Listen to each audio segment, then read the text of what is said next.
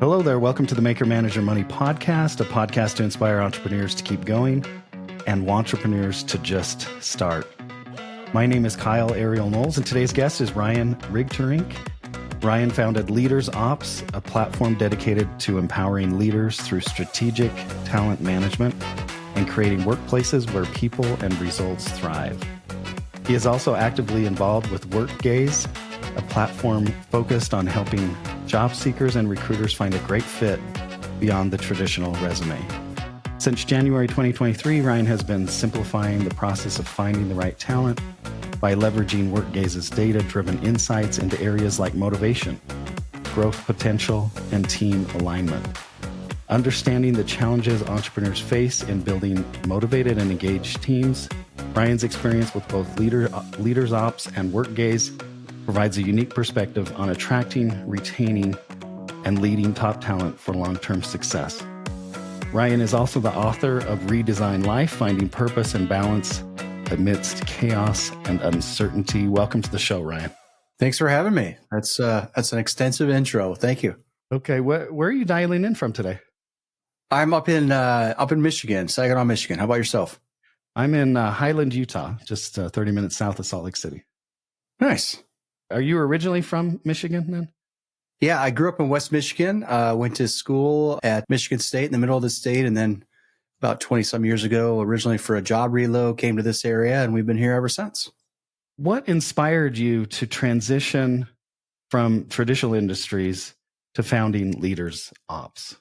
I did a lot of training and management and innovation across 4 different industries. The bulk of that was in healthcare.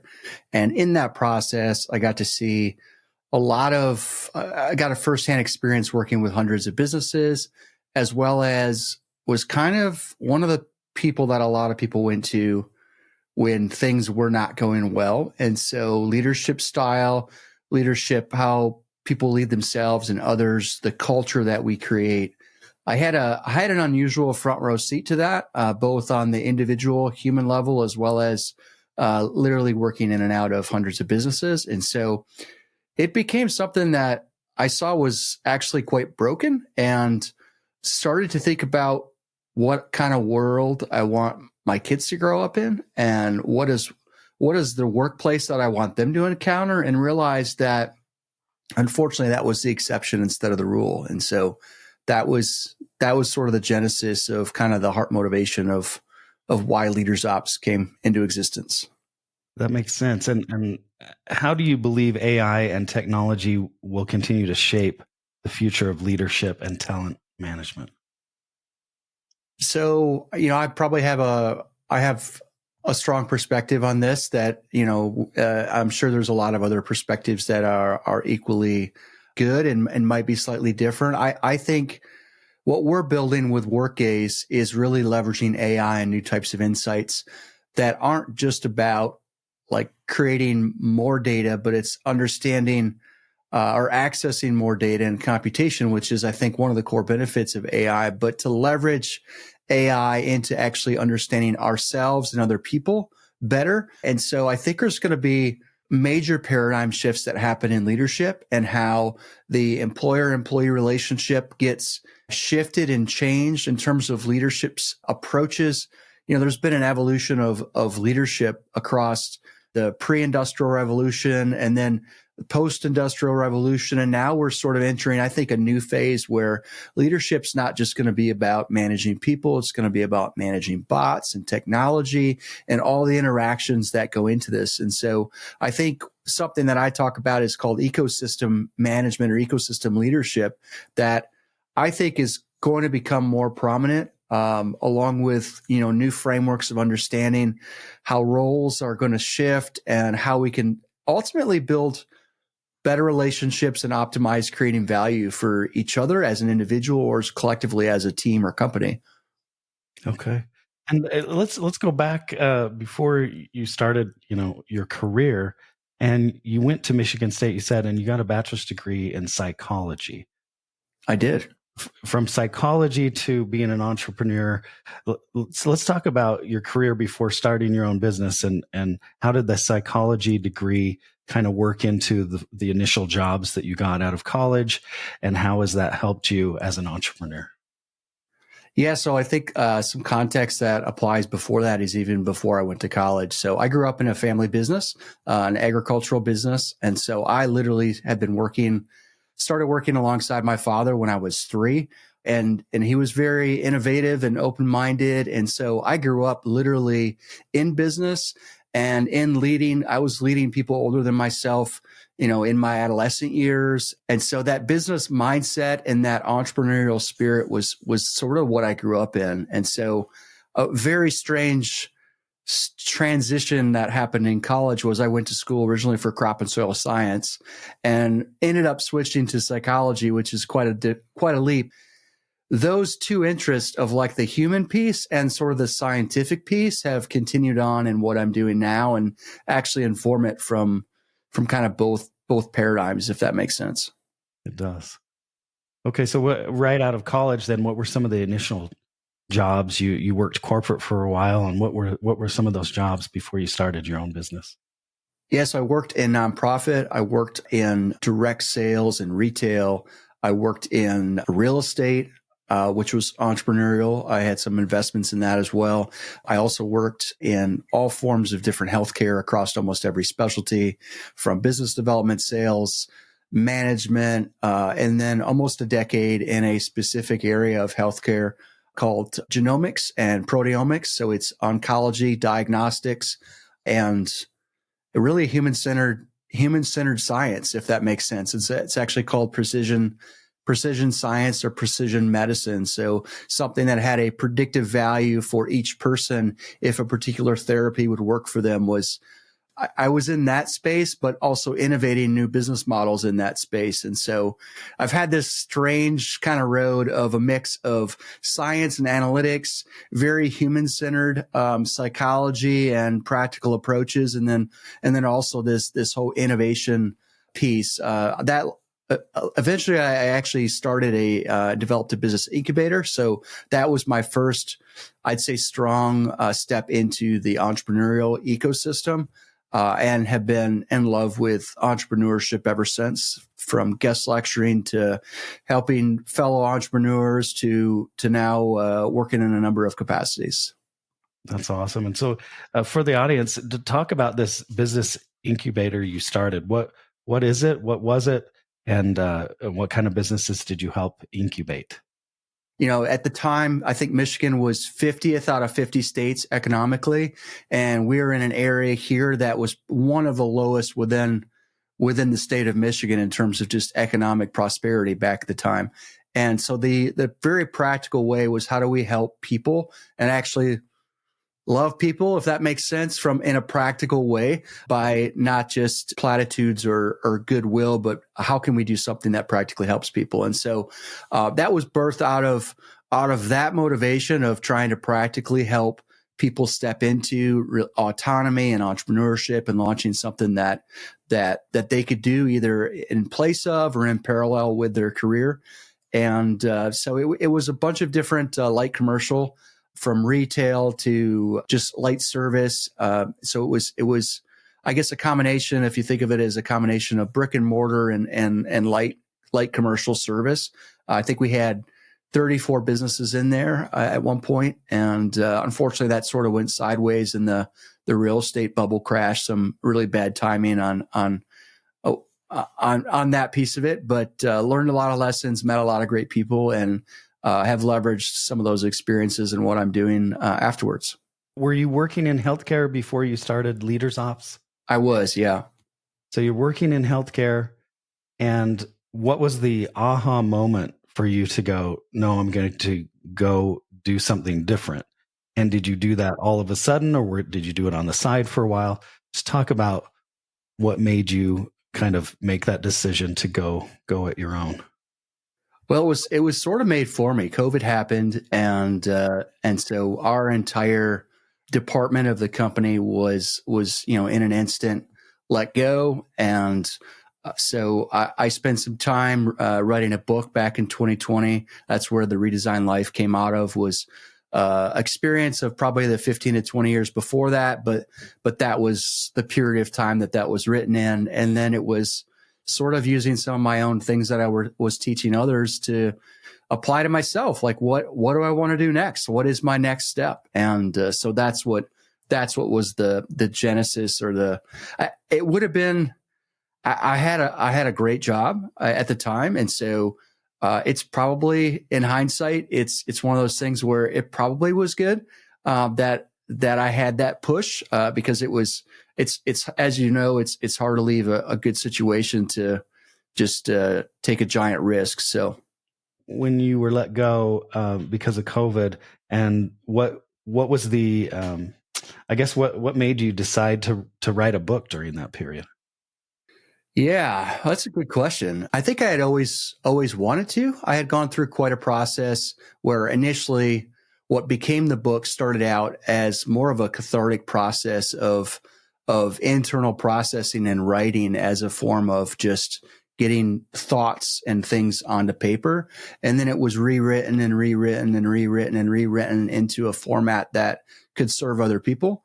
And so I think it just really provided the time and space for me to focus on it and not feel like I was, pulled in several other directions. I think if you're going to write a book, I could go back and do it now and carve out time and build that discipline. But that period of time with renewed margin really allowed for me to kind of focus and double down on that. So that was a kind of fortunate byproduct of that time. Okay. And were you doing keynote speeches before the book, or did that come after you wrote the book?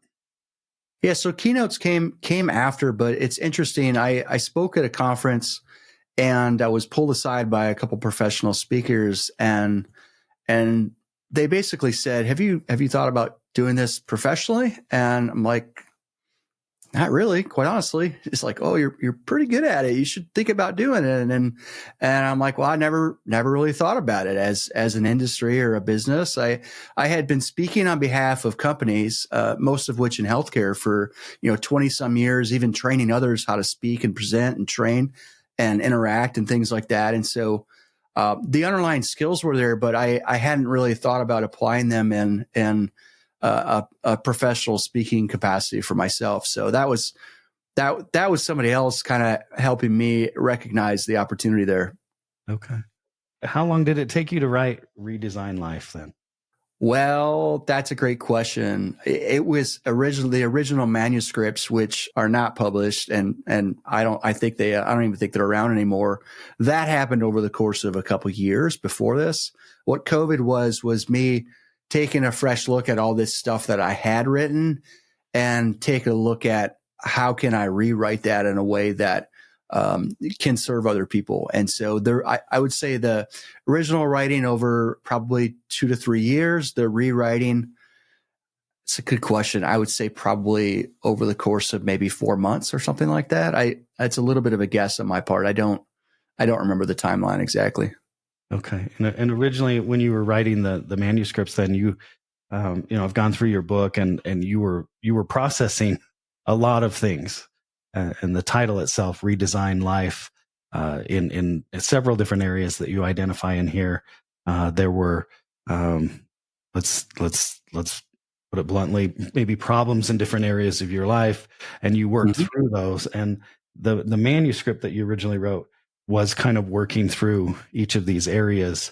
And I assume when you had time during COVID for those 4 months, you were taking stories and different things you had sort of worked through as maybe like your original manuscript might have been more like journaling and kind of working through exactly how hard it was and the things that you did that helped, and writing down these stories, but then formatting it in a way that would be helpful to other people, and coming up with the questions and the frameworks that are found within Redesign Life. If I can add to that real quick, I think part of what I would add to what I said earlier was part of it was also recognizing that I had gone through a process that if I framed out that process could serve other people. And so it wasn't just making sense of like the journaling content. It was recognizing that there was actually a path of sense making that I went through that actually was just exploration and trying to make sense of all this and certainly processing it. But ultimately it was the framework that came out of that asks the questions, provides the sort of buckets to think about these things, and a sort of a guided process for sense making that in and of itself reordered the content, if that makes sense.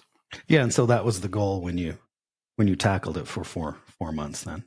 Yeah, absolutely. You've got all these disparate pieces. Some of them were actual chapters. Some of them were things that, I noticed sort of pattern recognition that, all these things kind of are different pieces of this particular module of the puzzle. And then ultimately what came about was I launched a conference after that book called Accelerate Your Purpose. And it got actually further refined even after the writing of the book into kind of 3 macro domains: who we are by design, who we are by experience, and who we want to become by intention. And that middle one, that experience piece, is about understanding our own lens and our makeup, because as we experience things, it's unique how we experience it. And that helps inform not only what we're experiencing, but the experience that we're offering to others. And so it ends up being a pretty strong indicator, if you will, of where I found I had things that maybe I had scratches on my lens, or I had, certain things were distorted that were on my lens. And so it became really a relationship builder and a self-leadership kind of tool that you could think of that middle piece as almost like emotional intelligence on steroids. It's really not just understanding our emotional makeup, but how we view the world and how we experience the world and the things that have happened to us, and how we might then interpret what happens to others. And so it's kind of that piece, I think, is a great foundation for increasing empathy, for increasing understanding across differences of perspective. There's a lot of things in that particular piece that have served me and have started to serve some others as well. And how does your book Redesign Life? How does is it complementary then to the businesses you're involved in right now with Leaders Ops and with Workgaze? Do you bring some of these principles into the workplace, or do you feel like it's more for outside of work and more, personal domain? Yeah, that's a great question. So that was actually, you outlined kind of my journey. That Redesign Life and Accelerate Your Purpose was really about personal purpose in terms of sort of the context. And I ended up launching at a couple business colleges, universities, and then also diving into the organizational version of this, which is what really Leaders Ops is about.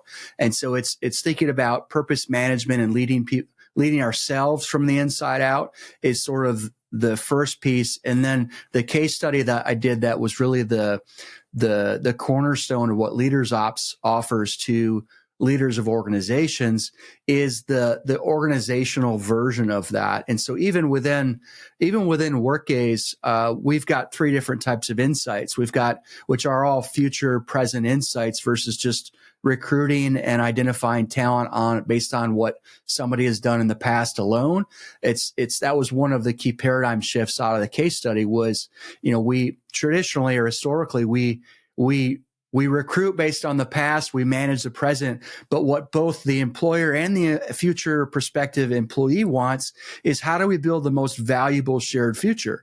And realize that the infrastructure around hiring and managing talent and people is very one-sided towards an organization and is actually missing this individual piece. And so, in the personal purpose domain, it's who we are by design, experience, intention.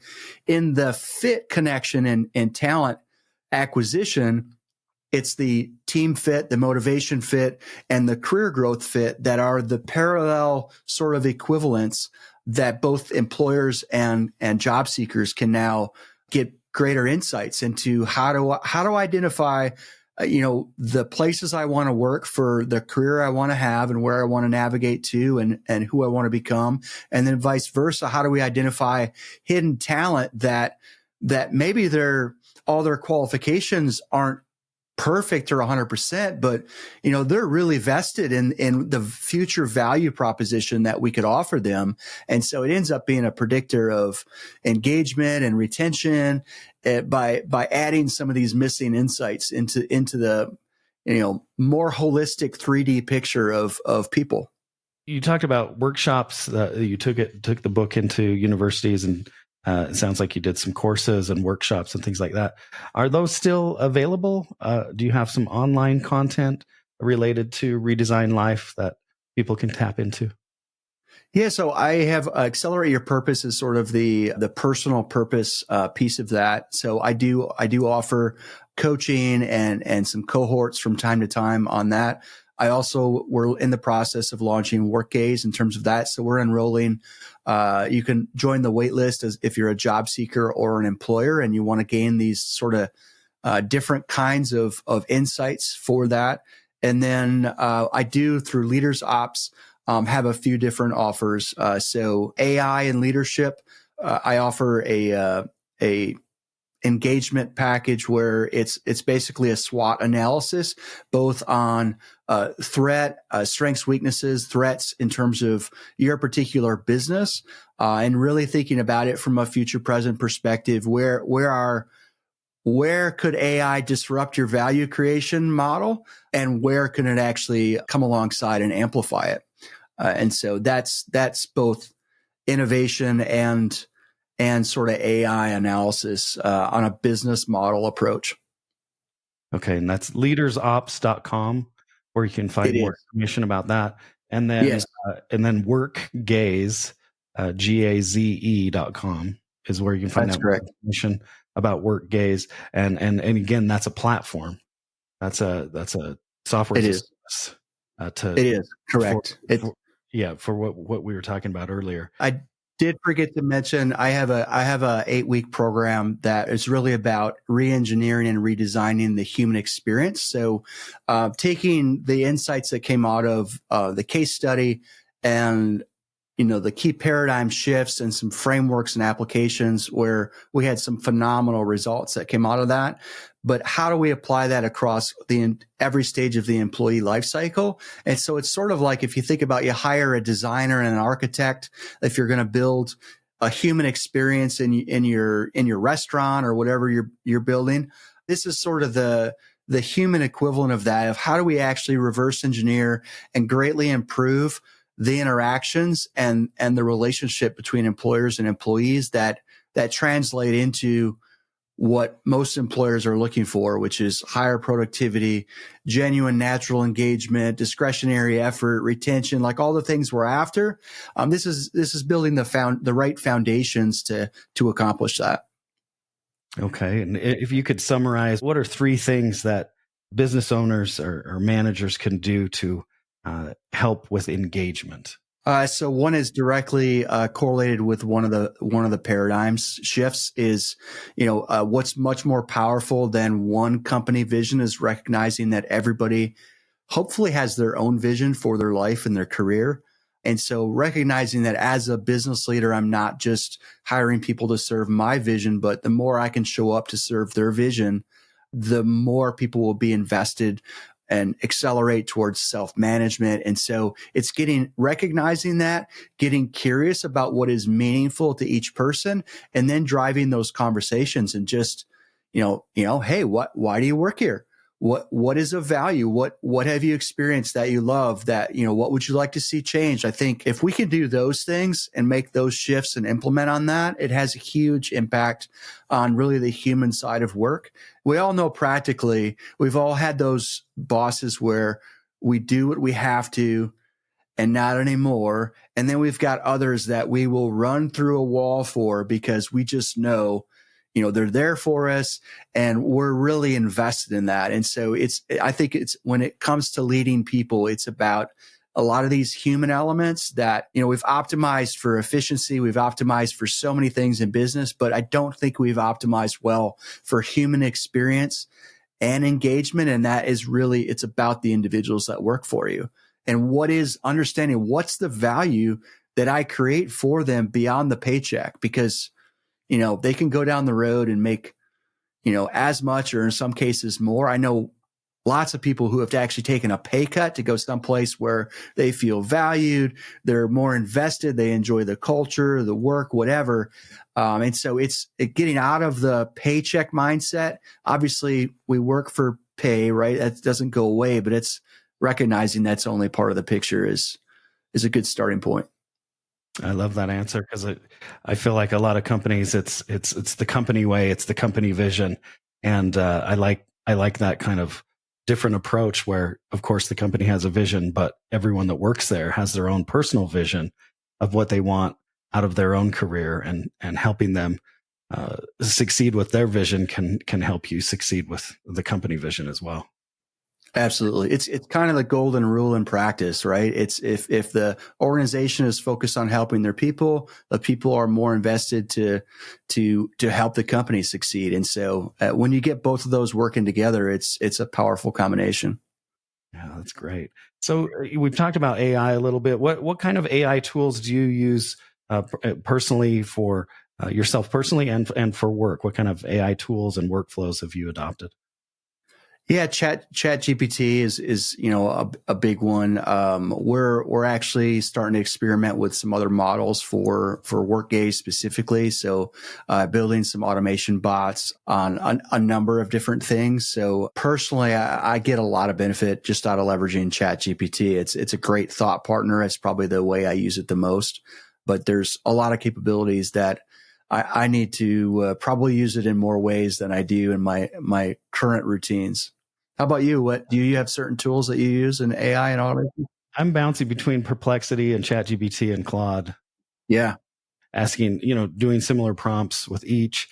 With Perplexity, it's kind of replaced Google as my search engine, especially if I'm trying to learn something or find out something. But ChatGPT, I like the best because, it's remembering all of our conversations. So yes, over time, it really knows me like Claude doesn't. I like the way Claude writes. Sometimes better than ChatGPT. It seems ChatGPT sometimes seems too kind of hypey or salesy, I guess. Yeah, market speak.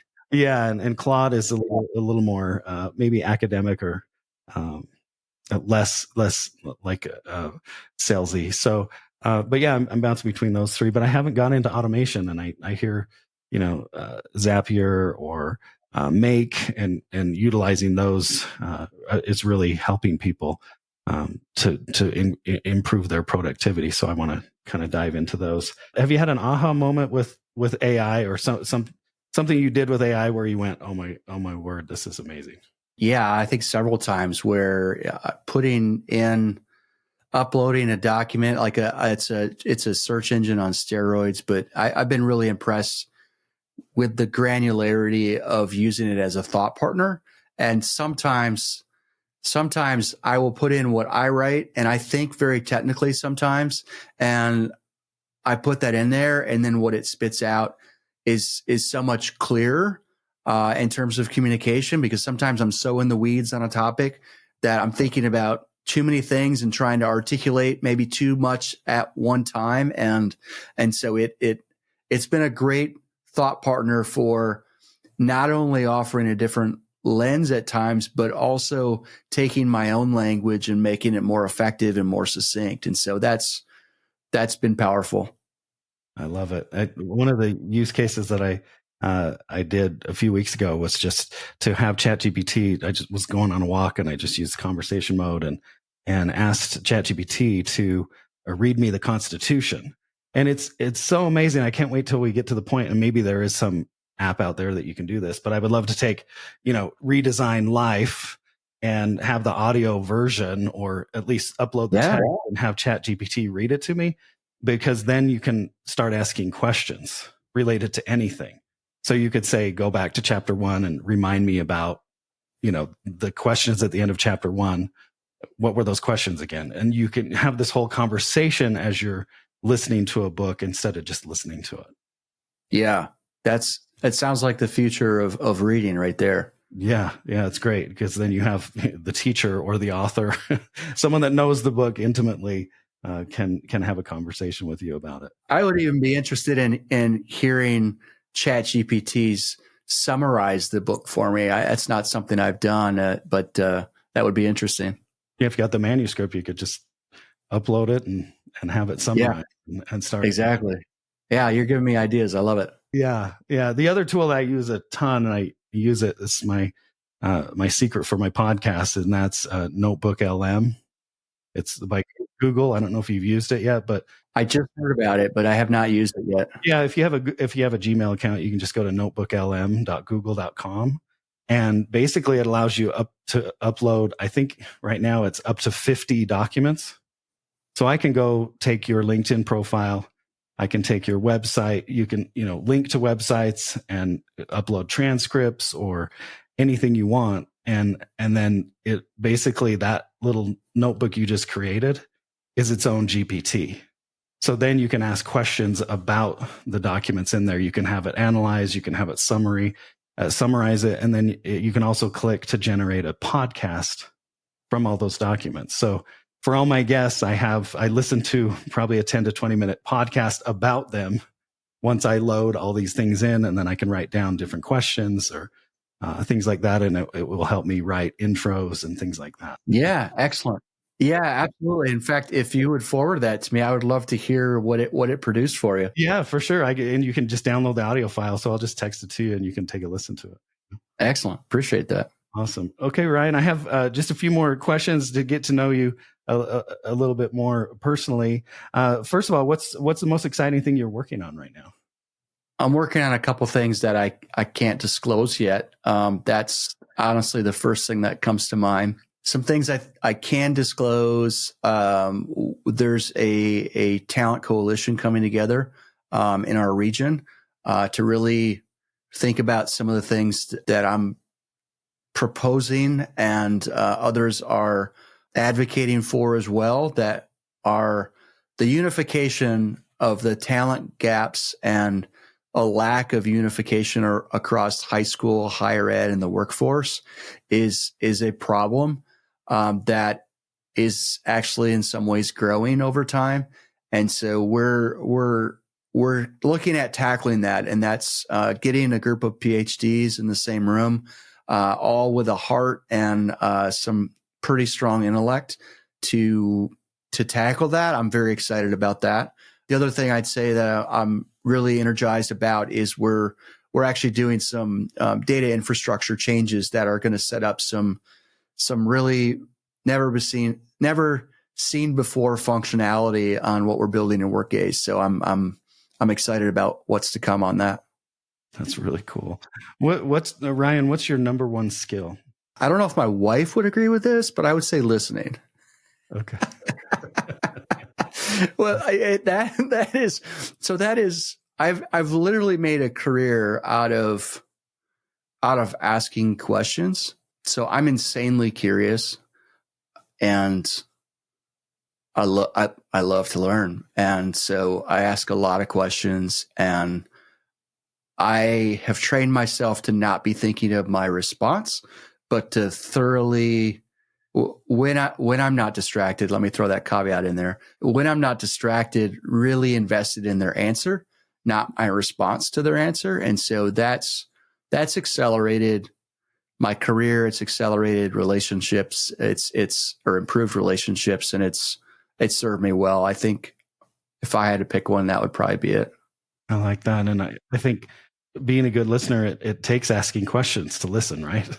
I mean, so being a good question asker is also important. I've heard it said before, questions are the answer. So I love that you included in Redesign Life at the end of every chapter, there's some, questions that really make you think. I mean, this book is not something that you can like read in a week and be done with it, because the questions kind of take a long time to answer. If you go through each question, there must be, I don't know how many chapters. There's 31 chapters with questions at every chapter. There's 3 or 4 questions at least. And so that's a lot of questions to get through. So I appreciate that answer. And I think your psychology degree probably helped you with that as well, being a good listener and understanding a little bit about the human experience and human psychology. And I have to say, I have to credit my parents created an environment in our family that allowed for uncomfortable questions. And so that was also a part of my upbringing. There was some of this natural curiosity that I think some of it I have innately, and some of it I think was probably attributed to that. So I'm appreciating that more and more over time, quite honestly. That's great. Sound like you had great parents. Definitely. When did you last cry the hardest? Oh boy. You're going to make me cry on camera. When my dad died. He must have had a really significant impact in your life, it sounds like. Yeah, beyond worse. What was his name? Lauren. Lauren? Mm-hmm. Okay. And how long ago did he pass away? About 3 years now. Okay. And I know you also went through hardship. You talk about in your book with finding out that your mom had breast cancer when you were 16. Yeah, I was in high school. Yep. Yeah. And then during, I guess the course, I don't know if it was writing the book. So years and years later, she passed away from cancer. Is that correct? Yeah. She had cancer 3 different times throughout my, I guess, adult years and adolescence. So she beat cancer twice and then eventually passed from it on the 3rd time. So. Wow. She really fought a lot. You talk about in here how she was, and she was going to beat it, and she had such a positive mental attitude about it. And my parents were very innovative back in their day. They didn't just go with the first thing that was said to do. They did their own research and looked at a whole bunch of different approaches that were possible. And so, that innovative mindset and thinking critically, and understanding even the industry that's informing our decisions and what's the context that's coming out of, for good or for bad, or maybe limitations. So, I mean, we looked at remedies all over the world in that process. And so I talk about open-minded, critical thinking, willing to do what maybe most other people aren't. I mean, that was my father. So it was pretty amazing. But it's, what I write in the book regarding my mom is one of the jewels that came out of that was, I still remember in our living room where she got the news, and the doctor originally gave her 6 months to live. And so we had a large family crying session with obviously devastating news. And I remember her laying on the couch and all of us gathered around. And it was one of those moments where it was like she was giving her last words of advice.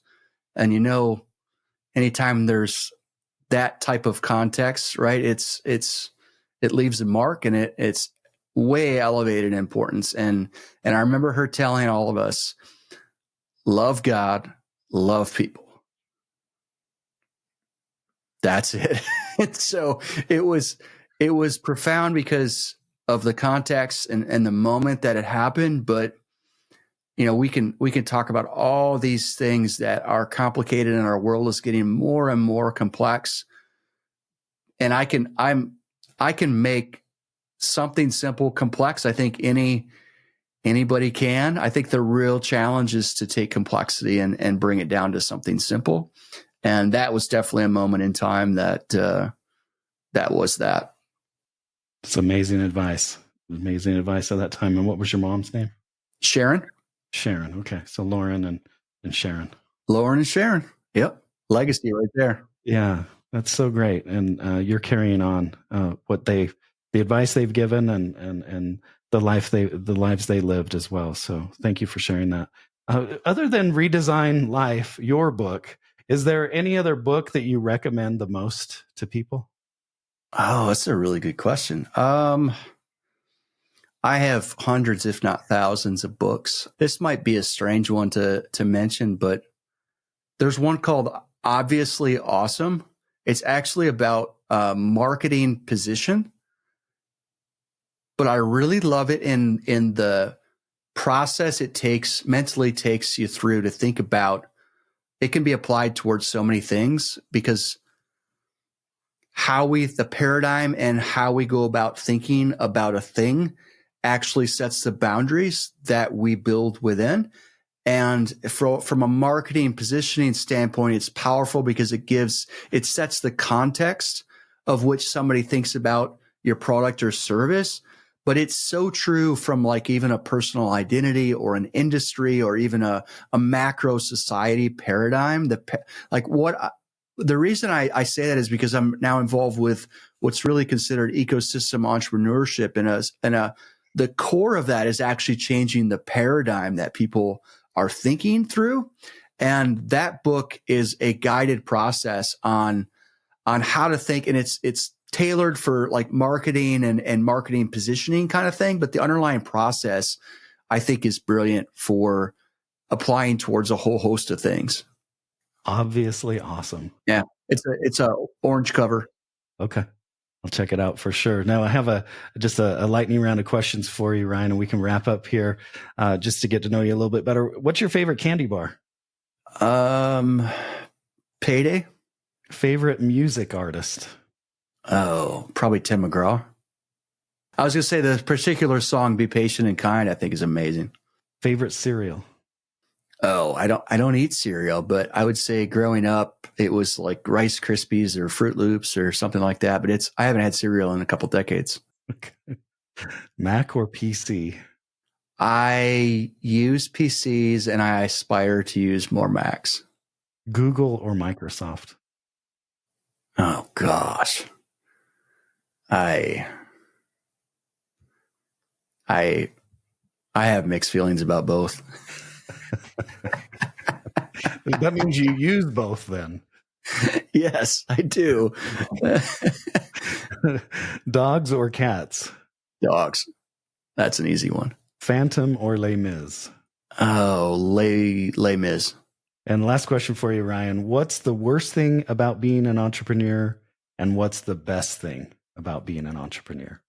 Worst thing is it takes you headlong into unknowns, and all the worst problems are yours to solve.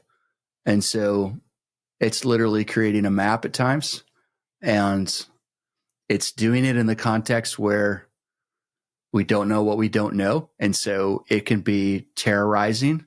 I'd say the best thing is also the flip side of that same coin. It is the ultimate personal development process that allows us to put something into the world to make a difference. And we get to put our fingerprint on that, which I think is amazing.